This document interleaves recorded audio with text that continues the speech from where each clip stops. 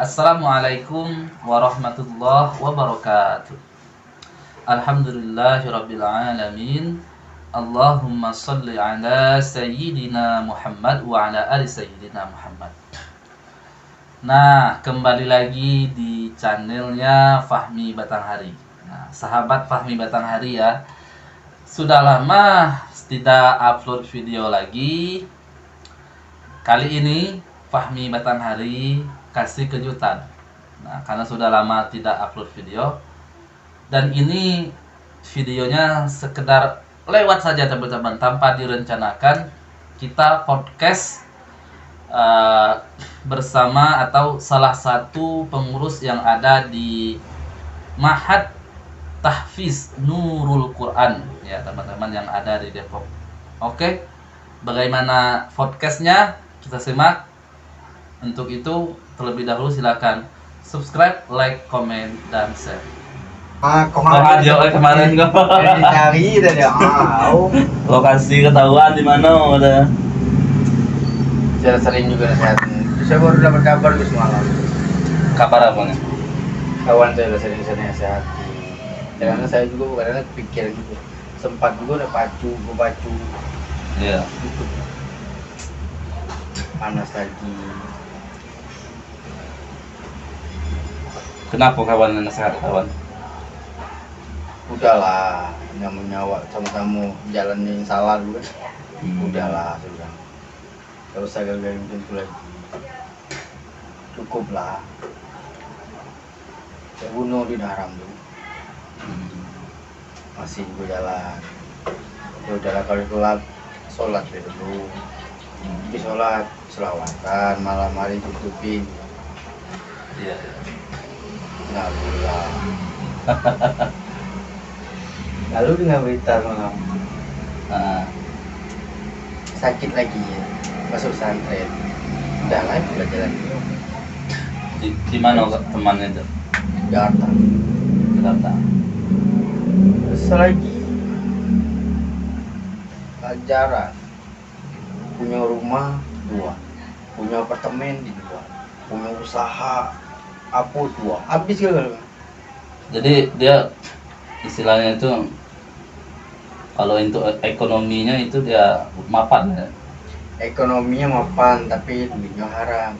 Oh, didapat dengan cara yang Cara haram. yang haram. Punya rumah, punya mobil, punya apartemen. Untuk apa itu dijual? Hah? Kenapa dijual? Ya, namanya kehidupan,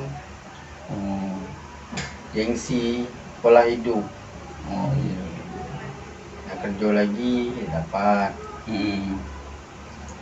jual lah rumah, buat modal lagi, kerja lagi. Oh. Dari hasil yang haram itu, maksudnya dari hasil apakah dia narkoba, judi atau gimana? Kalau itu harus kita bilangin lah. Oh. Yang penting ujungnya haram. Iya. Satu udah berkah untuk anak, untuk dia, apalagi dia punya keluarga. Jadi sekarang masih sama temannya itu masih komunikasi? Komunikasi Masih. saling menasehati dengan rasa sayang, Iya betul. ya kan? Masa gitu hijrah dewe-dewe, Betul. masa gitu nama masuk surga dewe-dewe. Nggak mungkin isi surga itu cuma satu orang, ya kan?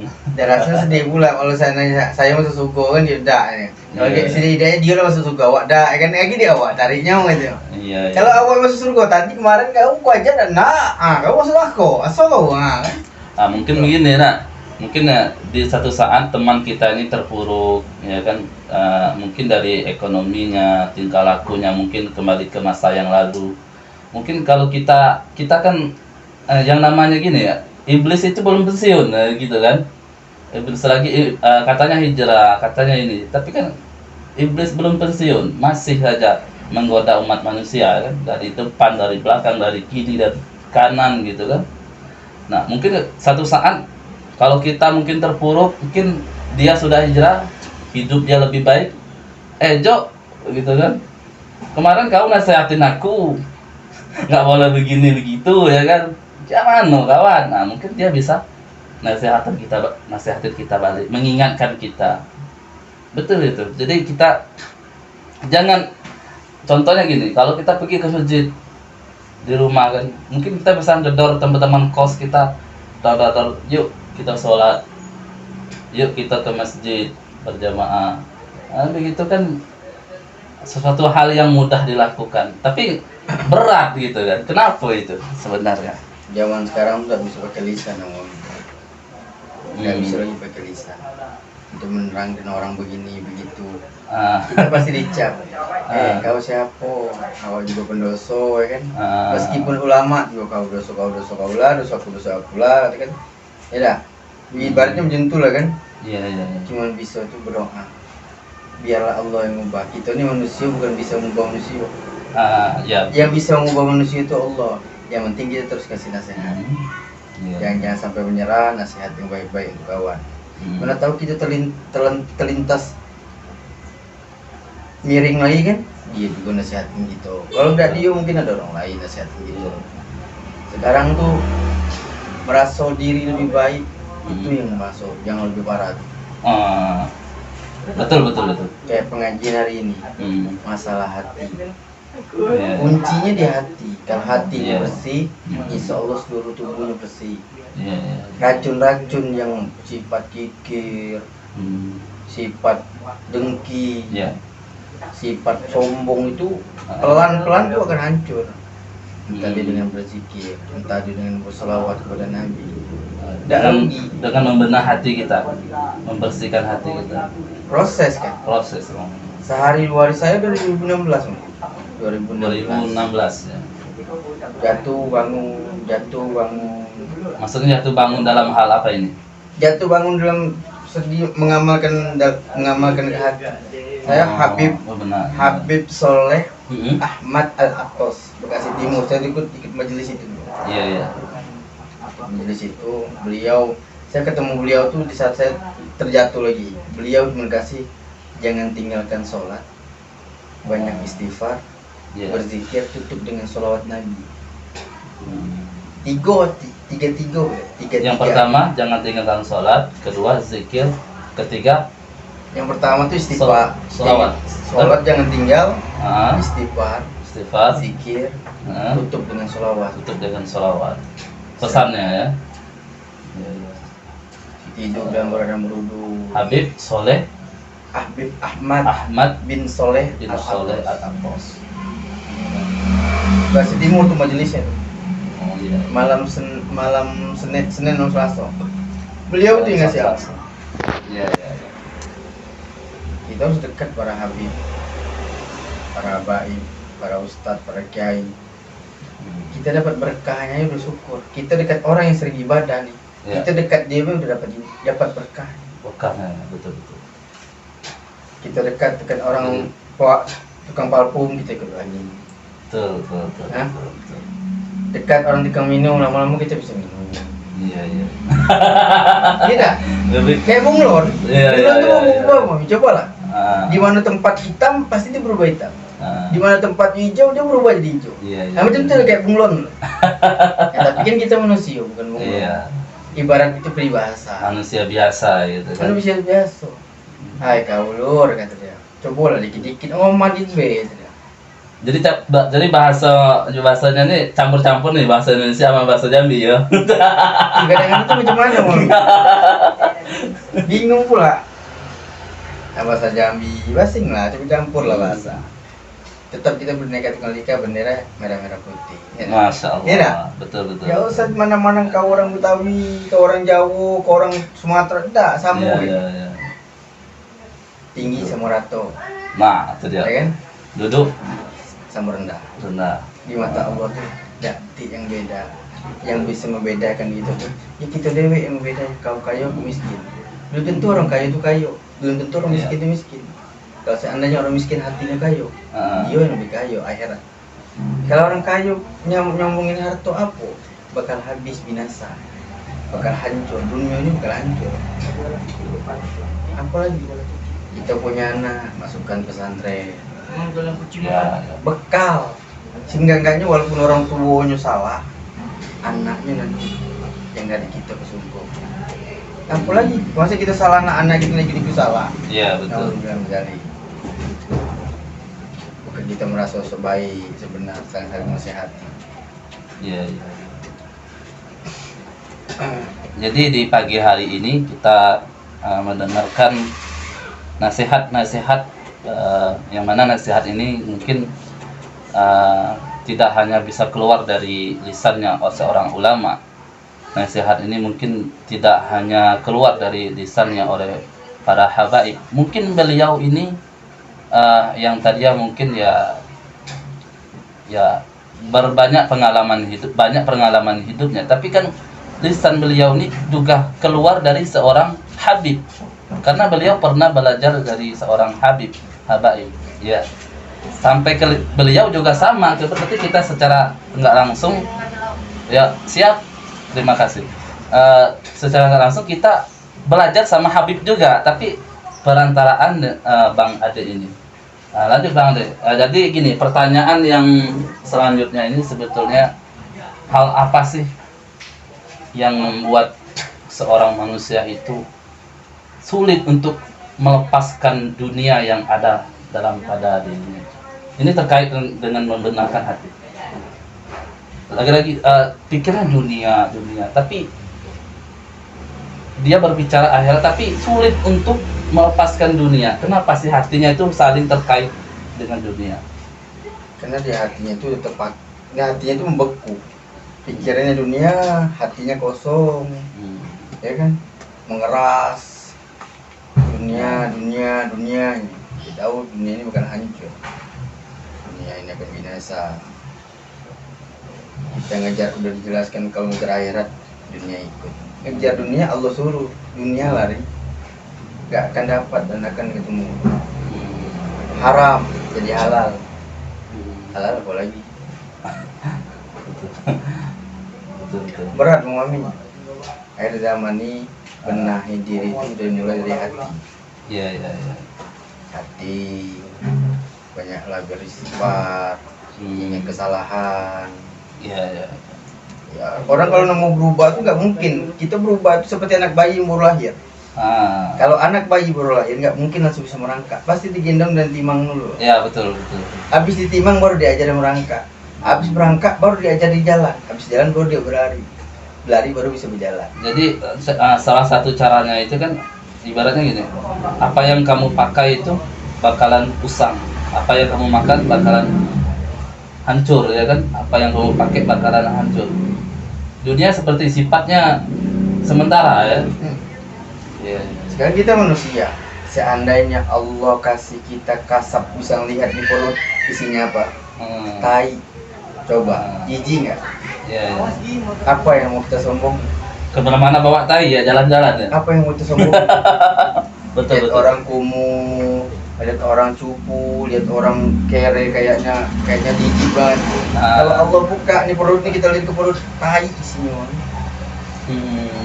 Apa yang disombongin ngatain orang? Siapa itu? Jadi Allah itu tidak memandang fisik kita ya, tidak melihat badan kita ya, tapi hati. Hati yang dipandang. Betul. Kau mau jelek, kau mau ganteng, kau mau cantik, kau itu tuh udah ciptaan Allah loh. Karena semua itu balik yang Allah lihat nih hati. Betul. Ketika hatimu bersih, Allah yang tahu siapa yang baik. Iya. Siapa yang baik? Semua Allah ciptakan manusia ini baik. Karena makanya manusia ini manusia yang paling mulia. Belajar dari hati, membersihkan hati, insya Allah akal sehat akan datang. Lisan keluar mutiara, kata-kata mutiara, nasihatin orang. Kita pun lebih bingung nanti. Saya tuh belajar begitu. Saya juga maksudnya ini buat khususnya buat saya sendiri. Iya. Lebih khususnya buat saya sendiri. Semoga saya bisa belajar dan terus istiqomah begini aja udah alhamdulillah. Kita nggak tahu kapan kita goyang. Yang penting kita minta berharap kepada Allah. Minta istiqomah dan meninggal dalam keadaan husnul khotimah dan syafaat baginda Nabi besar Muhammad sallallahu alaihi wasallam. Ya, mungkin perbincangan perobrolan kita ini mungkin ya pagi hari ini sekedar buat untuk memotivasi, menginspirasi, mungkin ya bisa mengajak ya, menyentuh hati kepada teman-teman semua, baik itu daripada kelakuan, tindak tanduk keseharian kita itu seperti apa, mungkin bisa dijelaskan oleh Bang Ade. Jadi dalam sehari-hari itu kita apa sih yang harus kita dahulukan gitu, biar hidup kita itu merasa lebih tenang, nyaman, biar hidup kita tuh semakin terarah begitu. Kalau mau yang didulukan, kamu benahi suatunya, maka Allah akan benahi hidup. Belajar dari hal yang kecil. Udah nyampe yang kecil baru nih menengah, habis menengah baru ke atas. Kalau kadang-kadang orang sekarang tuh bukan belajar dari hal kecil, belajar langsung tinggi-tinggi, jatuhnya sakit. Karena yang kecil udah diajarin. Jadi banyak orang sombong. Bukan mereka yang sombong, dia belajar ilmunya yang tinggi. Kalau orang mencari ilmu yang tinggi, belajar dulu hal kecil. Kayak mana hal kecil? Masuk kamar mandi, kaki kiri, keluar kaki kanan, itu hal kecil. Bercanda sama anak, berguru sama anak, punya istri, hormatin orang tua, itu hal kecil. Tapi orang sekarang coba latih. Nah, ke warung game rumah. Apa lagi main game ini mah? Handphone.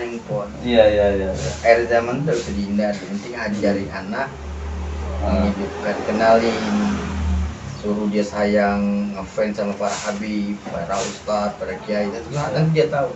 Walaupun dari kecil kita benahi, ajari, nanti dia sadar. Apa artinya itu? Proses. Lagi-lagi gini ya, menyangkut dalam keseharian kita ini, lagi-lagi kita teguh ajar yang paling bagus itu contoh yang diberikan oleh Sayyidina wa Maulana Muhammad SAW, oleh Nabi kita Muhammad SAW. Jadi memang kita itu menghidupkan sunnah-sunnah Nabi kita Muhammad SAW. Jadi contoh yang paling bagus ya suri tauladan Nabi kita Muhammad, bagaimana kita itu menjadi keseharian kita itu tidak lepas daripada apa yang diajarkan oleh Nabi kita. Jadi begitu ya. Dan juga mungkin teman-teman semua dalam keseharian kita juga sholat ya. Tadi yang dibilang oleh Bang Ade tadi, sholat. Pertama itu kita benahi sholat kita, perbaiki sholat kita. Mungkin tadi kita sholat cuman ya hatinya kemana-mana, dengan menghadirkan hati kita dalam sholat, selalu kualitas sholat itu juga perbaiki dari bacaan mungkin ya kan Bang Ade, mungkin dari bacaan, dari gerakan ya, mungkin yang tadinya kita ambil yang wajib saja, tapi yang sunnahnya kita juga kerjakan ya teman-teman ya. Jadi yang wajib kita kerjakan, apalagi yang sunnahnya ya, begitu ya Bang Ade ya. Jadi apalagi yang jadi penting yang sunnah ini ya, sangat penting juga ya Bang Ade. Makanya saya bilang jangan berputus asa. Namanya orang belajar pasti goyang. Saya aja baru belajar sering goyang kok. Tapi ketika kita tuh ibaratnya kita jatuh dari motor, kalau kita nggak apa-apa nih, bangkit ya. Jatuh bangkit ya. Betul. Jatuh lagi bangkit lagi, sebelum nyawa ini roh ini ditarik udah menghadap Allah lagi. Bangkit, jatuh, bangun, bangkit lagi, jatuh, bangun, bangkit lagi. Sedetik iblis nggak akan ini. Yang kita harus lawan tuh dua. Apa itu? Godaan iblis, hawa nafsu. Betul sekali. Karena itu selalu kita jumpai ya kan, selalu kita temui. Kalau kita nggak bisa mengalahkan, maka kita dikalahkan oleh hawa nafsu itu sendiri ya, oleh iblis tersebut. Ya betul. Nah terus caranya bagaimana itu biar kita bisa mengalahkan ego kita atau hawa nafsu, dan bisa mengatasi iblis ini, biar kita tidak mengikutnya selalu condong ke kata-kata bisikan iblis ya, allazi yuwaswisu fi sudurin nas, berbisik-bisik dalam hati kita ya kan. Nah, itu bagaimana cara menghindari hal tersebut? Pertama, tetap sholat. Oh, Kedua, sama. Ya. benahi hati, terus beristighfar. Gak bisa lisan di hati, bersihkan hati terus. Iya, Hati iya. terus, entah berzikir. Allah. Iya. Apakah susah bilang Allah, Allah, Allah. Padahal pendek banget ya, nggak panjang-panjang ya. Paling astagfirullah, astagfirullah. Ingat, Betul betul betul. kita orang mentang-mentang saya ini pakai peci begitu orang soleh. Allah lebih dekat sama orang-orang pendosa daripada Iya. orang-orang yang soleh tapi sombong. Nah, betul juga, betul itu. Jadi lebih baik ini ya, maaf saya potong sedikit. Lebih baik kita itu lebih baik kita daripada kita banyak ibadah, tapi lebih mulia orang yang tadinya maksiat tapi tidak maksiat gitu, daripada orang ibadah tapi maksiat terus jalan. Lebih baik kita berhenti maksiat, otomatis kalau kita berhenti maksiat kan ibadah nambah terus begitu ya kan. Ibaratnya begitu. Ya lanjut, Bang Ade. Kalau maksiat itu kita nggak lepas dari maksiat. Tidak lepas dari maksiat, ya. Yang penting tetap terus sholat. Ah, Maksiat mata. iya betul betul. Karena setan belum bersiun ya. Iblis, ya. Sehabis sholat isya, lakukan sholat taubat. 2 rakaat. Bukan. Ya nggak? Sebelum sholat isya. Udah terus rutin aja gitu, rutin gitu. Itu yang saya lagi jalani juga. Selalu di ini ya, apa namanya? Selalu dilatih. Dilatih ya, betul. Lah kalau kita nggak dilatih, hewan aja dilatih, Ya. nurut. Betul Apa itu ini betul ya. manusia? Kita ini manusia. Iya. Ya, mulia lagi iya, umatnya baginda Nabi besar Muhammad sallallahu alaihi wasallam juga. Ya nggak? Sama kayak ini ya, hewan seperti kayak monyet ya. Monyet kalau kita latih, nyet, banyak pohon kelapa, ambil 3 aja. Kita bilang 3, dijatuhin 5. Dia Hewannya nurut nurut. gitu. Iya. Masa kita nggak bisa nurut untuk diri kita sendiri gitu? Iya betul. Kalau kitanya berubah, yang pertama senang siapa? Kedua orang tua kita. Betul. Yang punya istri, istrinya senang, anaknya senang. Kok iya kenapa? Kok papa saya udah berubah ya? Papa berubah karena Allah. Iya. Ingat, niatkanlah diri. Perubahan itu niatnya mencari ridho Allah. Itu Allah. Kalau Allah udah kasih ridho, masya Allah. Apapun dikasih ya kan. Apapun aku jalanin, insya Allah. Betul. Kalau Kayak tinggal subuh aja, Hmm. dia merasakan. Kayak tinggal subuh, besok pagi insya Allah nggak akan tinggal lagi. Tinggal zuhur, udah apa? Kita ini manusia yang lalai. Lalai betul. Hilang, Betul. oh, Al-insanu anil khata' wan nisyan ya, tak luput daripada kesalahan dan dosa gitu kan. Betul. Mungkin segitu aja teman-teman semua. Panjang juga ya durasinya nih, Abang Ade, sampai 23 menit.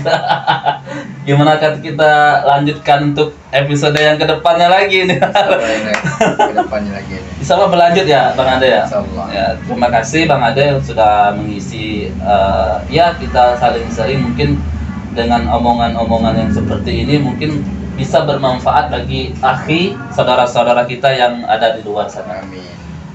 Segitu aja teman-teman semua dan channel Fahmi Batanghari jangan lupa ya untuk selalu mengikuti dukung terus channel dakwah Fahmi Batanghari dengan cara subscribe, like, comment, dan share. Sekian dulu. Wassalamualaikum warahmatullahi wabarakatuh.